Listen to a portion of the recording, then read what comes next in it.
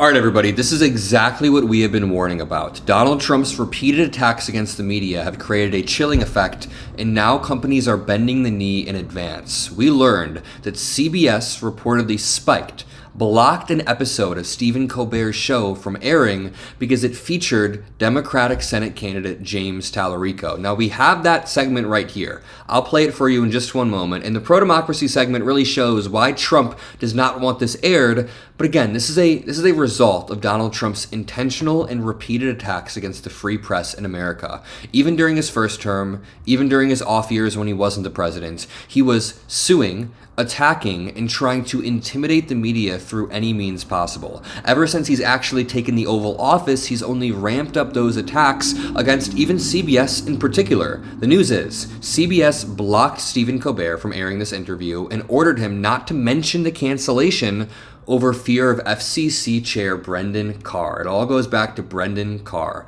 Colbert went on air and revealed it anyway. Quote, "He was supposed to be here, but we were told in no uncertain terms by our network's lawyers, who called us directly, that we could not have him on the broadcast." Well, guess what? We now have access to this footage, and in a roundabout way, it's the best campaign ad that James Talarico could ever ask for right now. I mean, let's see. This has 5.2 million views at the bottom of the screen, and it was posted last night. It says, "This is the interview Donald Trump didn't want you to see. His FCC refused to air my interview with Stephen Colbert. Trump is worried that we're about to flip Texas." CBS is one company that has been repeatedly and relentlessly attacked by Trump until new leadership came and took over, and now they're completely different. Before Anderson Cooper left, 60 Minutes got sued by Donald Trump. Trump literally sued them, and they had to pay into his presidential library or ballroom or whatever. Like, they had to pay into his own personal projects because he sued them. Trump even attacked the new CBS owners after attacking the other ones so relentlessly that there was a change in ownership. He attacked the new CBS owners over them interviewing Marjorie Taylor Greene.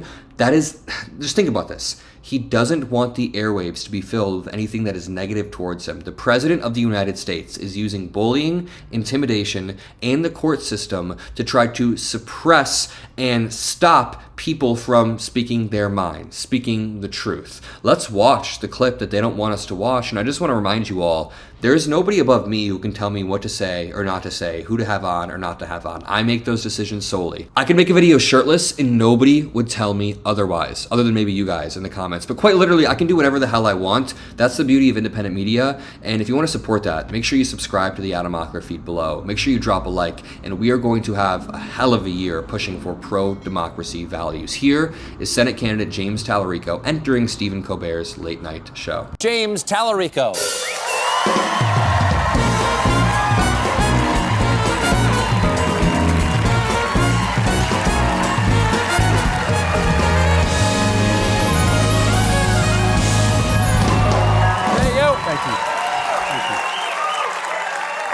Now, here's the thing. I don't usually say this to a guest, but if people are watching this right now, it's because they found us online on YouTube.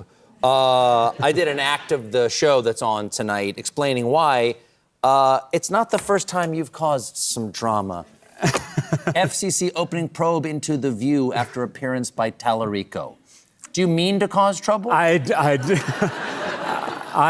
think that Donald Trump is worried that we're about to flip Texas.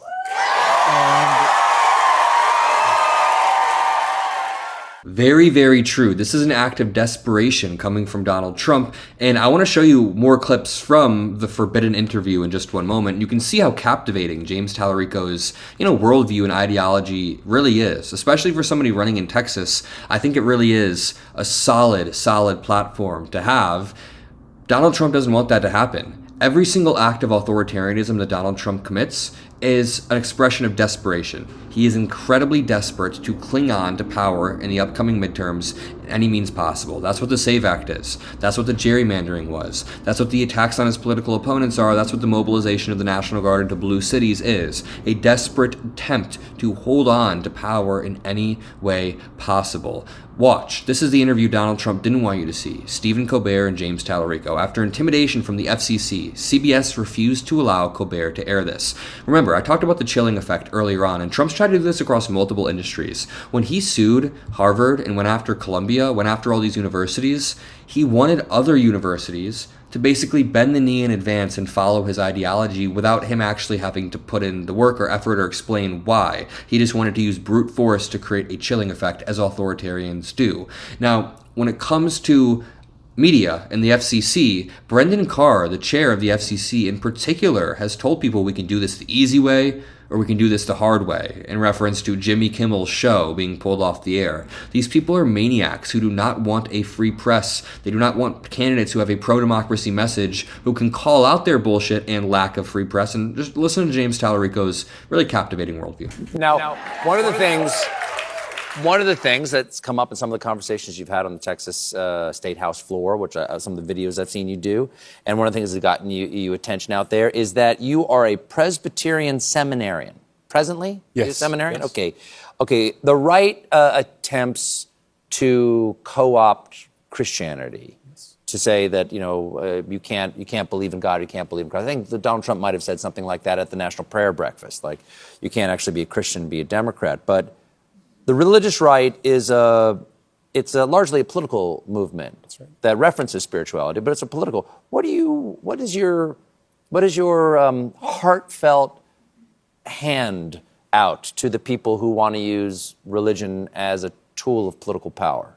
Well, for 50 years, the religious right, a political movement, that is the perfect description for it, they convinced a lot of our fellow Christians that the most important issues were abortion and gay marriage. Two issues that aren't mentioned in the Bible, two issues that Jesus never talked about. Jesus in Matthew 25 tells us exactly how you and I and every one of our fellow believers, how we're going to be judged and how we're going to be saved. By feeding the hungry, by healing the sick, by welcoming the stranger. Nothing about going to church, nothing about voting Republican. It was all about how you treat other people.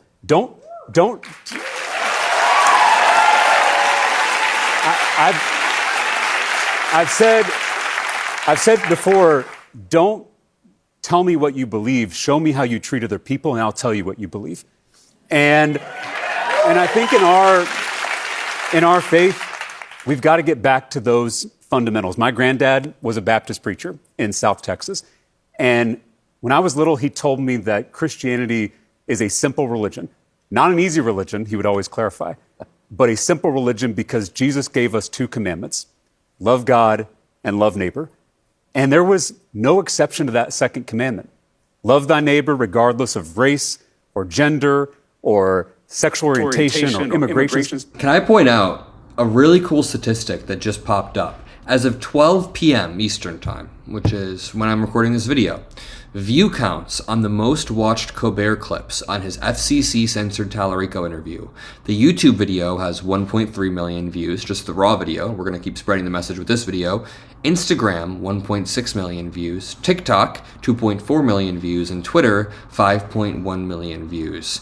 That is a combined total of, it looks like almost 10 million. It says, for context, Colbert's show averages 2.3 million viewers on linear TV. So Donald Trump's attempt to suppress Talerico seems to have backfired and only served as a megaphone, as an amplifier. We're going to continue to cover this relentlessly. I'll see you all in the next video. I love you. Peace out.